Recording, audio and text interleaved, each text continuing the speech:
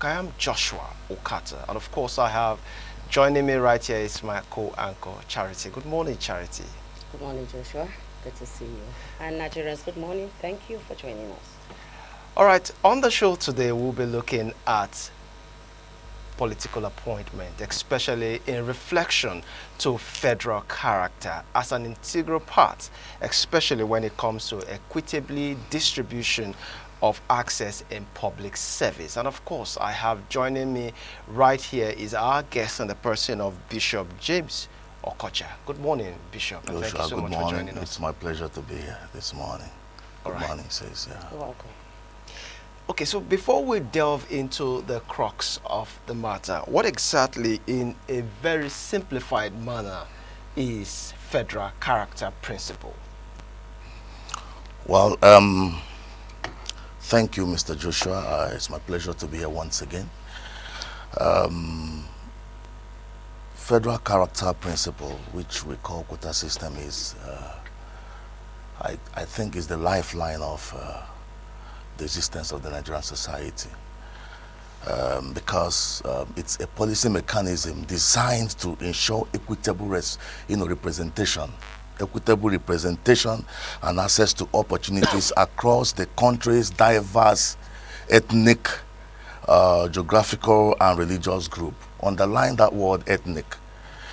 Underline that word ethnic. So it's a system whereby the government looked at, and then the people, by the way, and decide that this is how we can promote inclusion. There is no other way we can promote inclusion and give people sense of belonging, if not the quota system. By the way, it's interesting for you to know that it's a pre-independence practice. I think it came into prominence I think that was in 1958, where they just work things out how we can have a regional balancing. So since 1958, and in fact, it was enshrined into our constitution, 1979 constitution, as the federal character principle. You understand? So it's very important that these things that have been sustaining us for all this while is very important is maintained. Okay, so when you talk about ethnicity, which is also a key aspect when it comes to federal character principle, Nigeria, as we have it today, is over 200 million people. Yeah. And of course, as you know, we are multicultural, multi-ethnic, and of course, we have diverse religious group.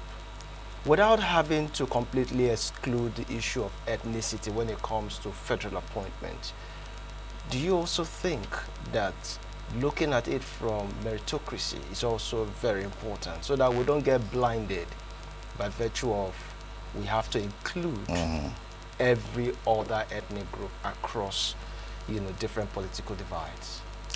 Yeah, well, Mr. Joshua, it's good you know that there is nothing you could find in the East that you cannot find in the South.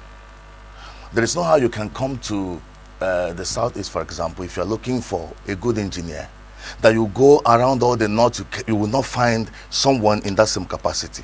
All right, so you cannot suggest that it's in any way trying to stampede meritocracy. No, because every region in this nation, every region is developed, every region is educated. All right, so that has been the argument. Some say, well, it will play down meritocracy and all of that. It's not true. It's not true. All right, it's not true, because, like I said, Nigeria have 6 geopolitical zones right now. In fact, to make it better, because pre-independent era, it was Igbo, Hausa, Yoruba in consideration. All right, so when you do that, just base it on this ethnicity, you have sidelined so many other ethnicities. So to carry everybody along, we have the 6 geopolitical zones, which over 250 ethnic groups in Nigeria can find expression in it, right? So there is no how you can go through all Ijaw land, go through everywhere. You cannot see someone who is qualified for a particular thing you are looking for. So I disbelieve that it is in any way suggesting that we are playing down on meritocracy. I don't believe that. Okay, I would like to ask you this the matters arising Good. as regarding President Bola Tinubu's political appointment. Senator Indomie went on air to say that it negates the Section 14, subsection 3 of the Constitution of the Federal Republic of Nigeria. That means he did not follow federal character. This thing. And same thing under the former under former President Muhammadu Buhari. Yeah. People keep complaining that most of his appointments were not did not follow the federal character process. Are you saying that you align your thoughts with this school of thoughts? Well, without any form of intimidation, truth be told, a wise man said that negative things, expand, mature, grows when good people, in the systems refuse to speak out. Bad things are happening, good people are not speaking out. And that is where we find ourselves in Nigeria today. All right, everyone gets intimidated, nobody wants to express, whereas the Constitution has given us a freedom of expression, right? If I don't tell you how I feel about something, you wouldn't know my feelings. That's why we have the mouth, to say things how we feel. The truth be told, that from the time, our past president, former President Buhari, came into power, there is no argument about the kind of appointment he made. He was more of, a sectional leader than a national leader. That's the fact. Wow, you might want to correct that because that is allegedly a president cannot be a sectional leader. The appointment suggests that. For example, the region I came from, the southeast, we had no representation. We had no representation in that government for 8 years. There was nothing major for us.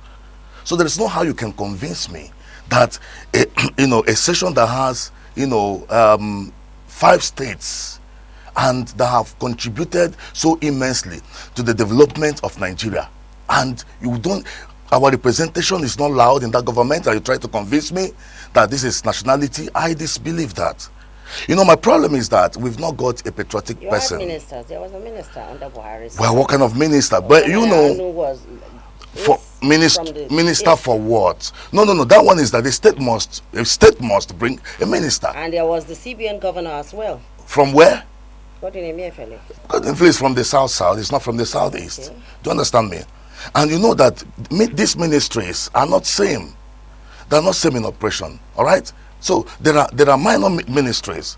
So we didn't have a clear representation. Likewise, some people from the southwest complained, apart from the vice president. Are you getting it? And you see that kind of trend, still playing out in this government. Sincerely speaking, like our sitting president right now, who we know to be a Democrat, who we believe that fought for democracy. We also expect him to defend democracy. He fought for it, we got it. We also expect that he defends democracy. Okay, so having established that fact, my question to you now would be, some persons are of the opinion that the appointment we have seen thus far, especially with this administration, has been more of compensation as against federal character principle, and also not negating the fact that meritocracy comes into play. Some persons are also of the opinion that it has been more of what you're bringing to the table in terms of how much votes, in terms of block votes you're able to garner for the president, or perhaps funding his election directly, that gives you the opportunity to come to the table to now ask for your own fair share in terms of federal appointment. What's your take on those? Well, someone sometimes said that a leader thinks about the next generation, but the politician thinks about the next election. All right, a leader thinks next generation. A politician thinks next election. We don't have leaders. We have politicians.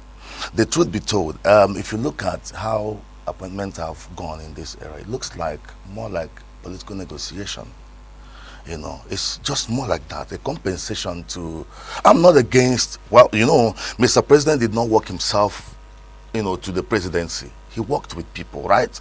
People believed in his mandate. People made contributions, mental contributions, financial contributions.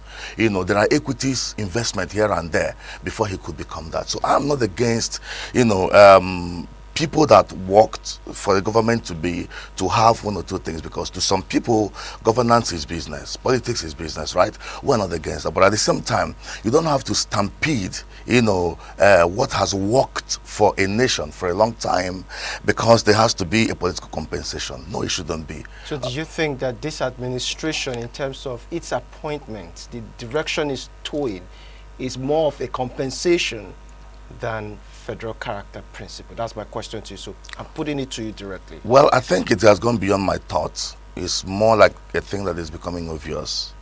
How do you mean obvious? Yes, it's obvious because when you look at major appointments,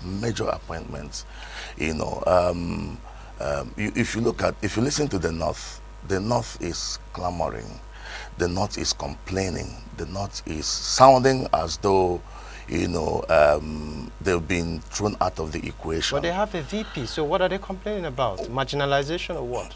Well, I'm sorry to use this word, but that's the true situation of things. A vice president is more like a spare tire that functions when the main tire functions. Are you calling the working vice president? No. I said no. I say it's more like I gave. It's an analogy. You're liking him to a spare tire. No. That means. So it's non-functional. No. Yes. Economic committee. Yeah, fine. That's wrong. Yes, but that means the absence of the president, makes him the powerful personality you can think of. So until the president is inactive or incapacitated, the position or the relevance of a VP is inconsequential. Well, it's not inconsequential, but in our own case right now, it seems like by what we are hearing from the North, it seems like they are not too balanced, right? They are not too comfortable with certain things, because like right now, I'm looking around to see a very viable vice president that is, just like we have had it before. Even though, Professor Oshibanjo, even though in his time he wasn't everywhere, but we could feel him. Are you saying Vice President Shetima is not doing any? You're not feeling his impact as Vice President? Is that what you're saying? Well, are you speaking for the North? No, I'm not speaking for the North. I'm just, a Nigerian who is. I'm not part of the leadership. But I'm a Nigerian who is, looking around and then making my own observation. All right. And then, you see, friends most of the times don't make somebody better, because they just tell you at times what you need to hear. All right. But people that are, that are not in the game, but you may consider critics or enemies somehow, could say things that will provoke you to knowing where you are doing right or where you are not doing right. So I'm just an ordinary Nigerian who is also a bona fide, citizen of this nation, and I am yes, and I'm telling you my own personal opinion, because it would be my dream to have a Nigeria where it works for everyone. Do you understand me? But you see, the thing is that when it comes to the president and the vice president, I don't think it's a Nigerian factor alone. Because even other countries, you get to hear about the president all the time. For instance, in US, you hear Trump every day. How many times do you hear of his vice? Yeah, like what I said I don't attend Federal Executive Council meeting with them. All right, so I cannot tell you the effectiveness of the vice president, because I am not there. I don't make decisions with them. But you and I know that more of the activities of a vice president, we felt it when a professor was there. We felt his impact, than what is happening now. Maybe our sitting vice president right now is contributing mentally. He's making his decisions. Maybe he's not coming on air. He's not, someone that likes to talk in the public. That could be, his kind of person. But for me, I just think that I felt professor, more than I'm feeling. Okay, so to put matters in perspective, what do you think needs to be done when it comes to appointment, federal appointment, especially considering the fact that we are multi-ethnic? in, as a nation, in terms of inclusion and of course equitably distribution of public offices to those who merit it? Okay, let me be emphatically clear about this. Nigeria belongs to all of us. And then whatever we have in Nigeria should be a commonwealth thing. A situation where a particular person's sideline and all of that. If I become Nigerian president, I can tell you, it doesn't take much to be a good leader in Nigeria. Nigerians get excited over just little. If you just go towards what they expect, they get excited. Do you understand me? There is no big deal in including every region, not just inclusion where it is minimal, but to an extent we can feel it. There is no big deal in Nigeria has, appointments everywhere. There is no big deal in including people from every region to a point it becomes obvious. So it is easy, all right? I know there are other appointments, there are ministerial appointments coming up, ambassador appointment coming up and all of that. I am pleading that Nigeria should not be bleeding further, all right? Just the ambassadorial list should be all encompassing. Come on, that is it. Let people just have this sense of belonging. And for people like you will still complain because when I mentioned that there was a minister under Buhari, the Obonaya Onu, you said which ministry? Well, no, not people like me, okay, complaining. All right, if you are really a true Nigerian, you will be concerned about how things are happening in Nigeria. My sister, I have been involved, right, since 2009. I have traveled around all the states. I've been canvassing. I am the national president of Nigerian, Christian Ministers Universal Forum, and it's a religious platform whereby we call out Nigerians to participate in politics. Oh no, don't be sidelined because you play religion. Because I'm sure you're not biased. No. What we do is to just let everyone, before in Nigeria, they try to cubicle people in religion. They say, what are you doing in politics? But politics is a process by which you break people that form the policy. And the policy affects everyone. All right? So we traveled around to let people know that, come up, don't be, because when they make wrong policies, you'll be crying. Your prayer will not change the policy. So God gave you mouth to participate in the policy making. So that's what I have been, and I've been doing that with my resources, and people supporting me. But this is how much I have been concerned about Nigeria. I am very detribalized. Despite the fact that I came from the southeast, I live in Lagos. I do my business in the north. Do you understand me? And to be very fair, the people from my region, we are very detribalized. That's why we build everywhere. We see everywhere we go as our home. Is it for the fact that it is your home or for the business? No. But there other people because do. There's a saying that anywhere you go and you don't find an Igbo man, sure, so that there's nothing in that place. Sure. Is it for the love of the places or for the business prospect? You see, there's something we don't understand. You see, the Northerners, those guys do business. Okay. Northerners do business. In fact, you can find them in every village, but they don't build houses there. So you can see it's not just about the business. It's about, developmental mentality. And then, this accommodative spirit. Wherever you find yourself, I meet you today, become my sister. And that is nationhood. That is how it should be. Okay, I would like to ask you this question. There have been calls in time past by some people that the federal character seems not to be working, that it should be jettisoned, it should be scrapped. What's your take on that? Well, for me, I don't think it should be scrapped, even though to an extent, especially when it has to do with education, because at times you see people from the far north. There are sometimes you see when you do university points for cut-off marks and all of that. So at times you see that disparity, you see that it's not balanced and all of that. But somehow to an extent, it's also to encourage a leader. A leader is one who carries everybody along. If there is where you find deficiency of any kind, do everything you can to to balance the equation. All right, the quota system should be maintained, because when you put it aside, I may decide to be the president tomorrow, and I pick everybody to be, from Igbo land to be, ministers. All right. So nothing is holding me. Now that we have it in the constitution, at least you can see that people are compelled, to spread their hands in appointment, even though they don't like it, but they are compelled by the constitution, which is the strongest influence over leadership. They're compelled to at least do certain things, from certain regions. All right. So in a situation where, in a certain cabinet, we see a certain group dominating key positions, what do you call that? Well, I call it nepotism.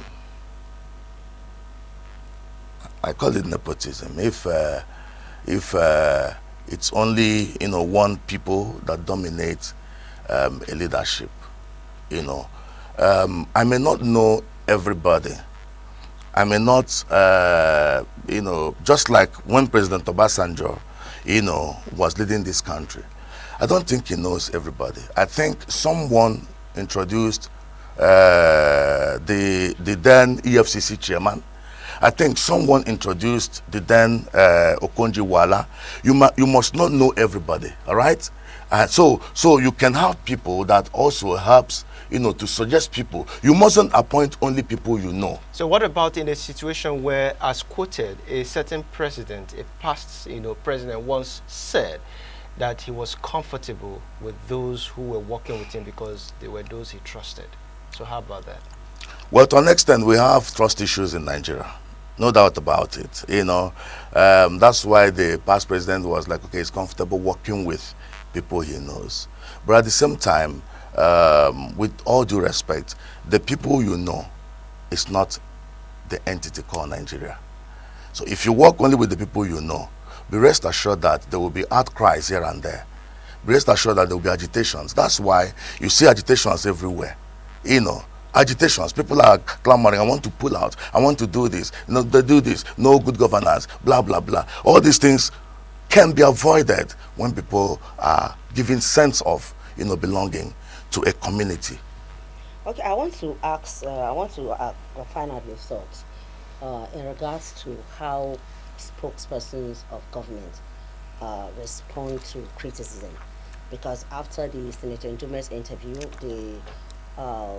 the president's spokesperson, that's Onanuga, he went on Twitter and said that Senator Ndume's, he called it outburst on TV, is selective.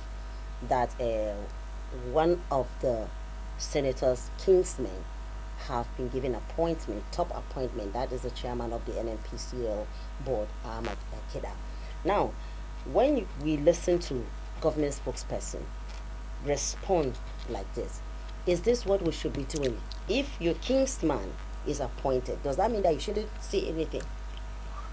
You see, there you go. The day we are healed from this sickness you talked about right now, that's the day Nigeria will start moving forward. The day we are healed, from the sickness of don't talk while eating. No, I know it's one of the table manners, good habits. You don't talk while eating, but at the same time, you end up, digging holes that finally you could partake, in its disaster. All right. People that were in government 20 years ago, where are they today? That's why use every opportunity you have, to make Nigeria better, not just your pocket better. All right. Fine. The truth of the matter is that they have a job, they have a duty, they have allegiance to the president. All right, to defend policies and all of that. But I just believe that we shouldn't be extreme. We shouldn't be extreme in defending policies where it jeopardizes, the posterity of people. We shouldn't be extreme. You mustn't because that backlash that Ndume had is giving people an impression that once a kinsman is appointed, you should shut him out, no matter how bad things go. And that's not how it should be when we're trying to build a nationhood. All right. So the government of the day even the ones who come after now, should learn how to listen, to the people. When you are a father in a family and your children are crying, you don't tell them, but I have paid your school fees. Why do you still cry? Because every cry has a reason. Just be very kind-hearted, to be a listening father. Because I know when you hear the reason for the complaint, probably, you may see the reason why you should do more than you have done. Okay, so now let's look at the issue of deviating a bit from federal character principle, because some persons have felt that it's no longer working for us, given the fact that we have seen people who claim to be Democrat, just as you mentioned, are not in any way practicing what exactly makes us, a federating state. So what's your take on that? Well, the issue of a federating state is a big issue in Nigeria, because we like terminology, but we don't follow principles. It will shock you to know that Nigeria has one of the best constitutions. But it's not constitutions that people who also complained but were not in any way involved, inclusive. Yep. These were people who just sat down in their closet and no. The issue is, have you had time to go through the constitution? If you have time to go through it. So why is it becoming an issue when some persons want to express their rights? And you say now it's becoming an issue because we don't follow our constitution. That's where I'm going. Who are the we? Well, there should be enforcement. Constitutional enforcement, policy enforcement. Someone actually said that the problem of Nigeria is not lack of law, but it's not implementation. There is nothing you can talk about in Nigeria now that you cannot find it expressed in the law. Universal adult suffrage. Are you getting it? Whatever you can think of, freedom to this, freedom of expression, everything is in our constitution. But do you have that freedom in totality? You are here. No, in totality. In totality, because especially when people come on air to talk, even the journalists, they try to put you under, checks and balances. So do you now say that that's a constitution itself? No. I'm saying when freedom. Persons are not allowed to express themselves. I'm talking about freedom of expression. So you do know that where your freedom stops. Yes. That's where another person's freedom stops. Yeah, but going back to what we're talking so about. When you say journalists do not allow people to express themselves, I say, for example, yes, exactly. I never referred to your station because I didn't get that here. Good. But there are certain. It's not here. I have been in programs. Are you getting me? I have been in programs that you'll be told, okay, this is fact, but don't go this way. I've been in programs, and you should know what I'm talking about. Are you getting it? So, in a situation where we have independence of the judiciary, all right, which has the onions of law enforcement, where they are allowed to enforce the law irrespective of who the offender is. I mean, to that extent, you build a healthier nation. For example, there are things people can do in Nigeria and get away with it. Once you have your money, you can influence anything. There are certain persons in detention, even despite the court of law allowing them. That's where I'm going. Yet these persons are still in detention. Can you say boldly that we're still practicing a democracy, given the fact that our laws are not respected? So what's the point? We're saying we're a federative system.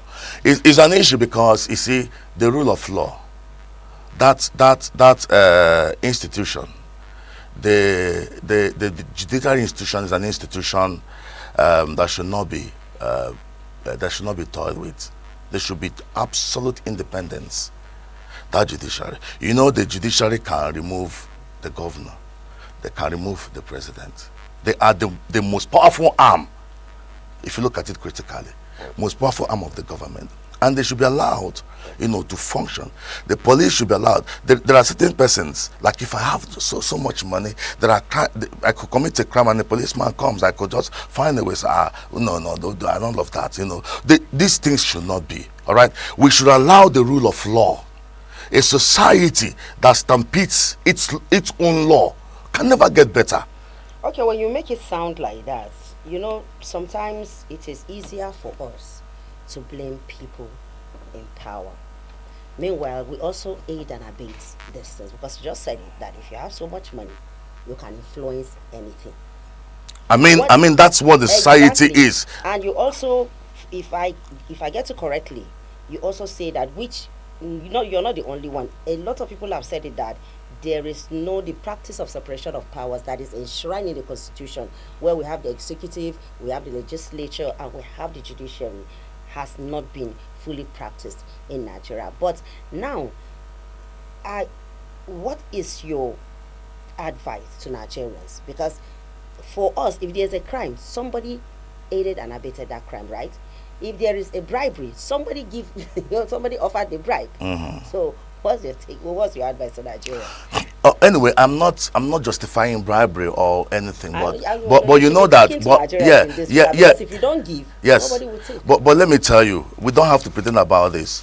When someone is under pressure, all right, when you see yourself going down, maybe you don't know what an incarceration experience is like, and then you see yourself going into incarceration, all right, the natural instinct in man would prompt that you do anything possible Even against the law. to have your freedom, Even against the law. even against the law. And that's why you have law enforcers. Do you understand? When you want to do against the law for freedom, freedom is the number one need for every humanity. And that's why taking your freedom away from you is the most, serious punishment the government can give. No matter what you do, the first thing they will do is to take away your freedom. That's the worst punishment. All right. So when people see that they are going towards that line, unconsciously they can do everything to make sure that they have the freedom. So to an extent, you don't blame somebody who is looking for a way of survival. All right. So now it's survival. That's what I'm telling you. It's not trying to survive, but that is where the law comes. That is where law enforcers come and say you cannot escape, you cannot survive because you have put your hand in Right. something you shouldn't. So but by the way, before you end the program, I want to say something. I was talking about law enforcement. Do you know in Lagos State, consciously and subconsciously, people don't take one way in Lagos State right now? It was not like that some years ago, but right now, because there is an agency committed to enforcing it, somehow people's mind has have aligned to the norm that you have to go to Abuja, my dear. People take one way. You'll be surprised the way they drive.